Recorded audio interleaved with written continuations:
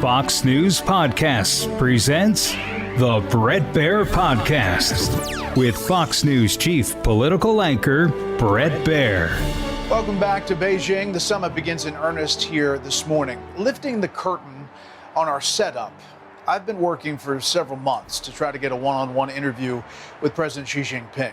Chinese officials told us because of the tight timeline of this summit, specifically, the logistics would not work. But with both sides looking for insights into one another, we jumped at the chance to talk with someone who's been on the inside of China's decision-making and knows what the CCP is thinking about this week. Zhou is a former senior colonel in the People's Liberation Army. He's now a senior fellow at the Center for International Security and Strategy at the Tsinghua University. He's also the author of the book, Should the World Fear China? What does success look like for China in this summit? I think the fact that Donald Trump is visiting China is already a success for the Chinese people. I believe things have changed somewhat because this would be a kind of proof to what the Chinese people have already start to believe that China is equal to the United States. And now, of course, it does not mean that this is a kind of peer competitors, but we can also be on equal footing for a lot of corporations around the world, right? You see, during Trump's first term, he did not talk much about cooperation between China and U.S.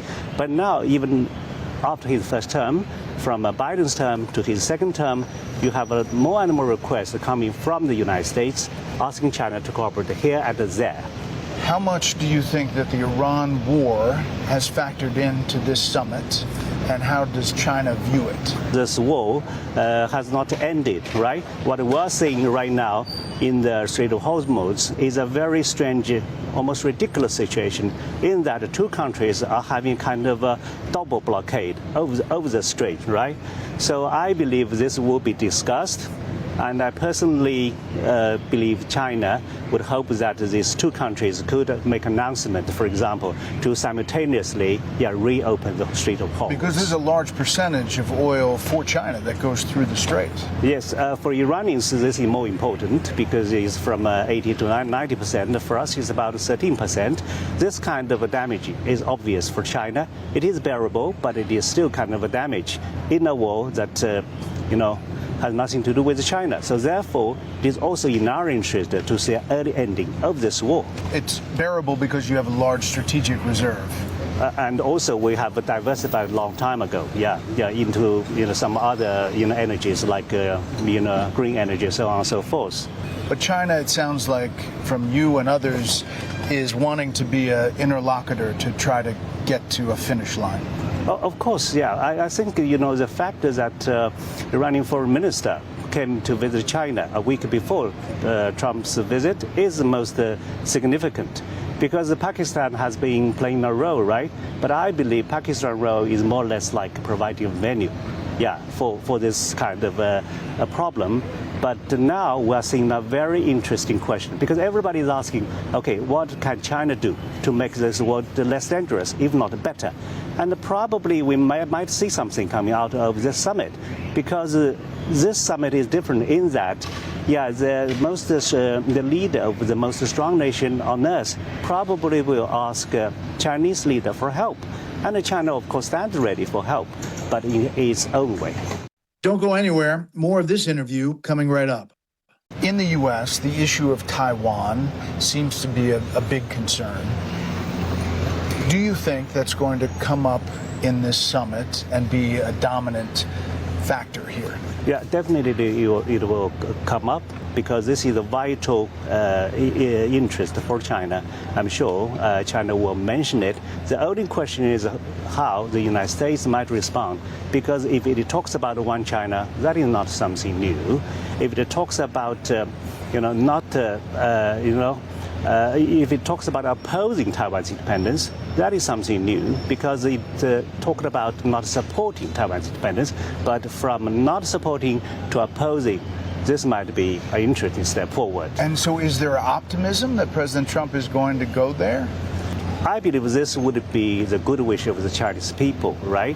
I don't believe he will say something like, we would support your peaceful reunification, something that is further down the road. But at least he could make a step forward.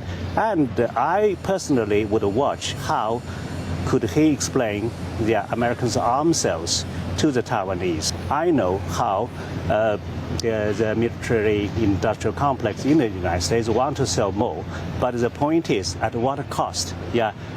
What the Taiwanese really wants to buy is actually kind of insurance. But the question is, would the United States be willing to fill in the blank check with American blood? How close is China to acting on Taiwan? How close is China to maybe invading Taiwan? I believe we are still having patience and confidence, because we still talk about peaceful reunification, and I believe the U.S. also has a role, because the United States, at least in theory, still talks about one China. So it should not be a problem for the United States to urge Taiwanese authority to talk to China under the principle of one China. Do you think that the tension is rising or subsiding between the U.S. and China? That's a good fundamental question.